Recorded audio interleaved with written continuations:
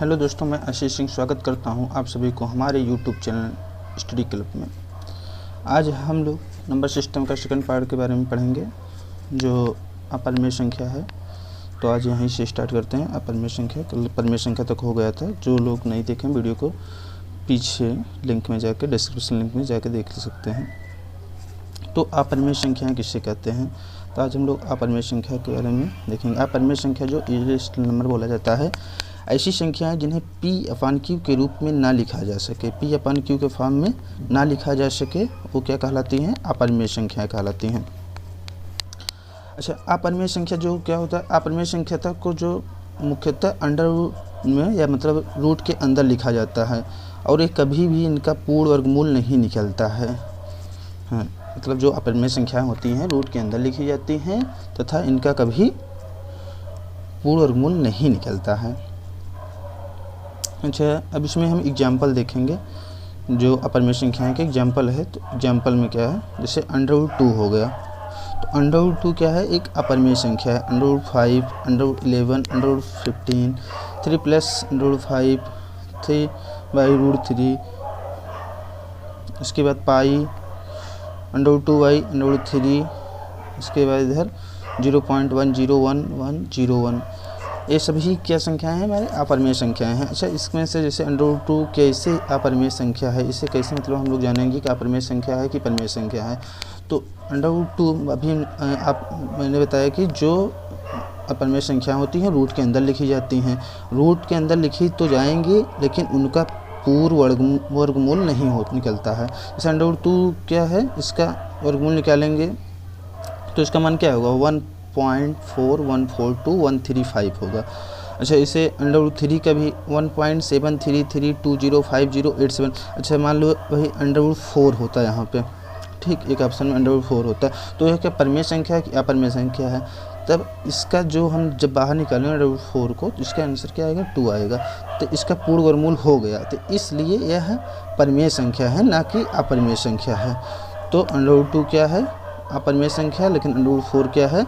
परिमेय संख्या। ये क्या है? परिमेय है। √5 भी क्या है? इसका पूर्ण वर्गमूल नहीं निकलेगा, इसलिए इसका देखेंगे 2.230066 ऐसे डॉट डॉट आता जाएगा, क्योंकि कोई भी संख्या बार बार रिपीट नहीं है। अगर कोई संख्या बार बार रिपीट होती रहती तो हम उसमें बार लगा के उसको फिर सॉल्व कर सकते थे। जैसे पाई का मान क्या होता है? 3.14, उसके बाद 1592, लेकिन रिपीटेड नहीं हो रहा है। परिमेय संख्या में क्या हो जाती थी, संख्या अगर रिपीट 1.33 जैसे हो रहा था बार बार, तो उसके ऊपर बार लगा देते थे। जितनी भी संख्या जैसे बार बार रिपीट हो रहा है, जो संख्या 1.3 के ऊपर बार लग गया, 1.27 के ऊपर बार लग गया, ऐसे। अच्छा, आयलर नंबर, जो आयलर संख्या होती है, यूलर नंबर जिसे बोला जाता है, 2.78281, ये भी क्या है? अपरिमेय संख्या। तो ये सभी अपरिमेय संख्याओं के एग्जाम्पल है। बस सीधा से एग्जाम्पल है, जिसे हम P/Q के फॉर्म में ना लिख पाएँ उसे अपरिमेय संख्या कहते हैं। परिमेय संख्या जिसे P/Q के फॉर्म में लिखा जा सके वो परिमेय संख्या कहलाती है। चलिए नेक्स्ट चलते हैं। सम संख्याएँ किसे कहते हैं? सम संख्याएँ 2 से पूर्णतः विभाज्य होने वाली संख्या क्या होती है? सभी लोग जानते हैं 2 से पूर्णतः विभाज्य होने वाली संख्या क्या कहलाती है? सम संख्या कहलाती है। जैसे 2, 4, 6, 8, 10, 12, 14 और इसे अनंत तक चली जाएंगी। इससे 14, 16, 18 ऐसे बढ़ते जाओगे, इसे बढ़ती जाएंगी, ये सम संख्याएँ कहलाती हैं। फिर नेक्स्ट आते हैं विषम संख्याएँ किसे कहते हैं? वे संख्याएँ जो 2 से पूर्णतः विभाजित नहीं हों, 2 से क्या हो? पूर्णतः विभाजित नहीं हो, वो संख्याएं हमारी विषम संख्याएं कहलाती हैं। जैसे 1, 3, 5, 7, 9, 11, 13 और ऐसे आगे चले जाओगे अनंत तक। ये सभी संख्याएं क्या हो गई? हमारी विषम संख्याएं हो गई। फिर नेक्स्ट आते हैं भाज्य संख्या। भाज्य संख्याएं किसे कहते हैं? भाज्य संख्याएं ऐसी संख्या जिनके 2 से अधिक गुणनखंड होते हैं, उसे हम भाज्य संख्या कहते हैं। डिविजिबल नंबर क्या होता है? भाज्य संख्याएं होती हैं, जैसे 4, 6, 8, 4, 6, 8, 9, 12 जैसे इत्यादि हो गए। अब इसमें देखिए, मान लीजिए हम पहला 4 का एग्जाम्पल जैसे लिए, तो भाज्य संख्या के हमने अभी बोला 2 से अधिक गुणनखंड होते हैं, तो 4 के गुणनखंड देखोगे तो 4 1 से डिवाइड करोगे तो 4 डिवाइड हो जाएगा। उसके बाद 2 से क्या हो जाएगा? डिवाइड हो जाएगा। तो क्या मतलब ऐसी संख्या जिनके 2 से अधिक गुणनखंड हो, 2 दूनी 4 और 4 से भी हो जाएगा, 4 का नाम 4। तो ये क्या हो गया, भाज्य संख्या हो गई है। जैसे हम 6 को मान लिया तो क्या होगा, 6 में देखेंगे तो 2 2 3 6, 3 दूना 6 और 1 का 6 होता है। तो मतलब इसके 2 से अधिक गुणनखंड हो रहे हैं, इसलिए ये संख्याएं भाज्य संख्याएं कहलाती हैं। इससे आगे वाली एग्जाम्पल भी देख सकते हैं आप लोग। अच्छा, अभाज्य संख्याएं किसे कहते हैं? अभाज्य संख्याएं ऐसी संख्या जिनके केवल 2 गुणनखंड होते हैं। भाज्य में क्या होता था, 2 से अधिक होते थे और अभाज्य में सिर्फ 2 होते हैं, मतलब केवल कह रहा है, केवल 2 गुणनखंड होते हैं। वे संख्याएं जो खुद के नंबर से तथा 1 के अलावा किसी अन्य संख्या से विभाजित नहीं होती हैं, वे संख्याएं क्या कहलाती हैं? अभाज्य संख्याएं कहलाती हैं। जैसे एग्जाम्पल में हम देखेंगे तो प्राइम नंबर जिसे बोला जाता है, पीछे इसे बताए हैं, तो 2 3 5 7 11 13 इत्यादि। तो इससे पहले हम देख लेते हैं 2 ही देख लेते हैं। तो 2 में क्या दिखाया गया है, 2 किससे डिवाइड हो रहा है? 1 से होगा और खुद अपने नंबर से 2 से होगा, और 2 से किसी से और अन्य संख्या से हम डिवाइड नहीं कर पाएंगे, तो इसलिए 2 क्या हो गया हमारा, एक प्राइम नंबर या अभाज्य संख्या होगा। जैसे 3 को भी देख लीजिए, 3 एक खुद से होगा, खुद वाली संख्या से, तथा फिर दूसरा क्या है, 1 के अलावा, मतलब तो 1 से होगा, एक खुद से होगा, एक 1 से होगा, और किसी भी संख्या से नहीं हो रहा है। तो अभाज्य संख्याएं वे संख्याएं होती हैं जो खुद से तथा 1 से और किसी संख्या से विभाजित नहीं होती हैं, वे संख्याएं अभाज्य संख्या कहलाती हैं। फिर नेक्स्ट चलिए, तो क्वेश्चन पूछता है, इसमें नोट देखिए, सबसे छोटी अभाज्य संख्या क्या है? तो सबसे छोटी अभाज्य संख्या हमारी 2 हो गई। 2 क्या होगी, हमारा प्राइम नंबर हो गया।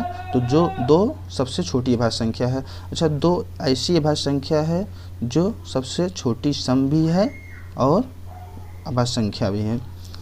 संख्या 1 ना तो भाज्य होती है और ना ही अभाज्य होती है। संख्या 1 ना तो भाज्य होती है और ना ही अभाज्य होती है। अच्छा, और आगे देखिए, इसमें क्या बताया है, 0 या 1 से लेकर 100 तक कुल कितने अभाज्य संख्याएं होती हैं? अगर एग्जाम में क्वेश्चन पूछ लिया 1 से लेकर 100 तक कुल कितनी अभाज्य संख्याएं होती हैं, तो आप लोग इससे निकालिए, बार बार निकालेंगे तो टाइम लगेगा, तो इसको रट लीजिए। 25 संख्याएं होती हैं, चाहे 0 से पूछे या 1 से पूछे। 0 या 1 से लेकर कुल कितने अभाज्य संख्याएं होती हैं? तो 25 होती हैं, 25। ठीक। फिर 2 अंकों की बड़ी से बड़ी अभाज्य संख्या अगर पूछा जाए, तो 2 अंकों की सबसे बड़ी से बड़ी अभाज्य संख्या क्या होती है? अच्छा, 2 अंकों की सबसे बड़ी से बड़ी संख्या क्या होती है? 99 होती है। हाँ, सबसे बड़ी से बड़ी संख्या हो गई। लेकिन अभाज्य संख्या जब पूछा जाए, तो अभाज्य संख्या वे संख्याएं जो खुद से और 1 से डिवाइड हों, उसे हम अभाज्य संख्या कहते हैं। तो ये क्या है, इस 3 से भी कट जाएगा, 9 से भी कट जाएगा, 1 से भी कटेगा, ऐसे ये संख्याएं बहुत नंबर से कट रही हैं, तो ये भाज्य हो गया 99। लेकिन अभाज्य संख्या पता करना है, तो अभाज्य संख्या 97 है। 97 को हम किसी से भी डिवाइड करेंगे तो सिर्फ 97 से होगा, और किससे होगा, या 1 से होगा, और इस कोई भी नेक्स्ट नंबर से नहीं होगा ये डिवाइड। फिर अच्छा, हम नीचे देखते हैं, एक है 70 और 100 के बीच में कुल कितनी अभाज्य संख्याएं हैं? 70 और 100 के बीच में कुल कितनी अभाज्य संख्याएं हैं? तो अच्छा, हम चलो अच्छा निकालते हैं। 70 के बाद 71 आया, उसके बाद 73, 79, 83, अच्छा 84 हो जाएगा, तो 89, फिर उसके बाद 97। तो 100 के बीच में है तो सबसे लास्ट में 97 आया और इधर 70 है। तो पूरा मिलाकर कुल कितने संख्याएं होंगी? लीजिए, 1 2 3 4 5 6, तो कुल 6 संख्याएं हैं। तो पूछा जाए 70 और 100 के बीच में कुल कितनी अभाज्य संख्याएं हैं? तो 6 संख्याएं हैं। फिर अच्छा, इसके पहले मैं आप लोग को उस बता देता हूँ, सहभाज्य संख्याएं किसे कहते हैं, छूट गया था पीछे। तो सहभाज्य संख्या किसे कहते हैं? सहभाज्य संख्याएं कैसे कहते हैं? सहभाज्य संख्याएं वे संख्या होती हैं जिनमें कम से कम 2 अभाज्य संख्याओं का ऐसा समूह जिनका एचसीएफ 1 हो। एचसीएफ मतलब हाईएस्ट कॉमन फैक्टर।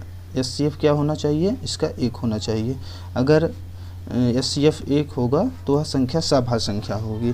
अब सभाज्य संख्याएं क्या होती हैं, तो पहली बात तो ग्रुप में लिखे, जैसे 5 7 हो गया, ये क्या होगा 2 3 हो गया। अब 5 7 क्या होगा, जैसे 5 से अगर हम इसका HCF निकालेंगे तो 1 आना चाहिए। अब 5 को हम क्या किए, डिवाइड करेंगे 7 से, 5 का नम 5, 2 बार गया। अब देखो फिर यहाँ में जब 2 आया यहाँ पे रिमाइंडर, फिर हमको 2 से फिर 5 में करना पड़ेगा, तो 2 दूनी 4, फिर यहाँ पे 1 आया, फिर 1 को अब हम इसमें फिर इसको यहाँ पे लाएंगे, 2 रखेंगे, तो 1 दूना 2, तो यहाँ पे HCF क्या निकल गया हमारा 1 निकल गया। ऐसे इसमें देखेंगे 2 को 3 में दिए डिवाइड किए तो 2 2 1 नम 2, यहाँ पे रिमाइंडर हमारा 1 आया। अब 1 को फिर हम इसको यहाँ पे फिर लेके आए, फिर 2 1 दूनी 2, तो क्या हो गया HCF हमारा क्या हो गया 1 हो गया। तो यही जान जाइए, जिसका HCF 1 हो वह सभाज्य संख्या होती है। अच्छा नेक्स्ट चलते हैं। विषम संख्याएं हो गई, भाज्य हो गया, अभाज्य हो गया। अब उसके बाद हमारा नेक्स्ट आता है वास्तविक संख्याएं। अच्छा वास्तविक संख्याएं किसे कहते हैं, वास्तविक संख्याएं रियल नंबर जिसे कहता है। सभी परिमेय और अपरिमेय संख्याएं हमारी वास्तविक संख्याएं कहलाती हैं। जितने भी हमारे परिमेय संख्या होती हैं, जितने भी अपरिमेय संख्याएं होती हैं तो वास्तविक संख्या कहलाती हैं। अब तो वास्तविक संख्याएं की में एग्जाम्पल क्या हो जाएगा, जितने भी परिमेय और अपरिमेय संख्याएँ हैं उन्हीं का एग्जाम्पल वास्तविक संख्याएँ हो जाएगी। जैसे 2/3 7 5 3 1/9 पाई -1 √7 2/3 इत्यादि, ये सभी क्या हो गई हमारी संख्याएं वास्तविक संख्याएं हो गई। अच्छा फिर नेक्स्ट परिवर्ती संख्या क्या होती है।